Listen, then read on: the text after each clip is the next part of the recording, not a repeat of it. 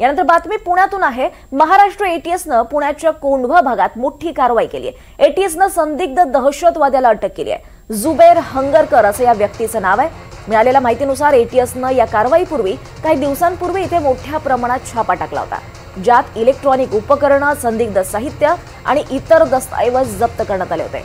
दरम्यान अटक केलेल्या आरोपीचा संबंध अल कायदाशी असल्याचं एटीएस सूत्रांनी सांगितलंय।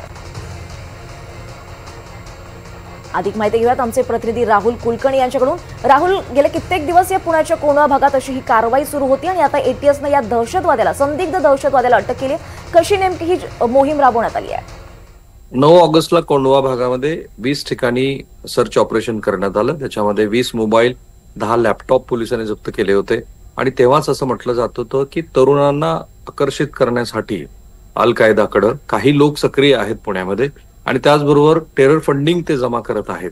पण त्यानंतर दीर्घकाळ ह्या कारवाई संदर्भात कुठलीच माहिती मिळत नव्हती।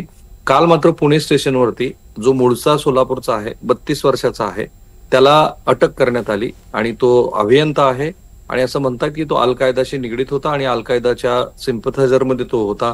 भारतीय तरुणांना अल कायदाकडे आकर्षित करण्याच्या दृष्टीनं तो काम करत होता। स्लीपर सेलच होतं त्याचं आणि पूर्वी 9 तारखेला झालेल्या कारवाईतनं याचे धागेदोरे मिळाले होते आणि त्याच्यावरती पाळत ठेवून मद्रास एक्सप्रेसच्या प्रवासादरम्यान त्याला ताब्यात घेण्यात आलेला आहे। उर्वरित ठिकाणच्या छाप्याची अजूनही कुठली अधिकृत माहिती आलेली नाहीये, पण याला ताब्यात घेऊन कारवाई करण्यात, म्हणजे त्याला अटक दाखवण्यात आलेली असल्यामुळं 9 ऑगस्टला जी कोंढव्यात कारवाई झाली त्याचे काही भाग आता स्पष्ट व्हायला लागलेत। उर्वरित ठिकाणच्या कारवाईचे तपशील येतील, पण अजूनही भारतामध्ये अशा पद्धतीचं एक स्लीपर सेल ऍक्टिव्ह आहे, ते पुण्यात ऍक्टिव्ह आहे, हे या निमित्ताने दिसतं आहे। निश्चितच राहुल, धन्यवाद या सविस्तर माहितीसाठी।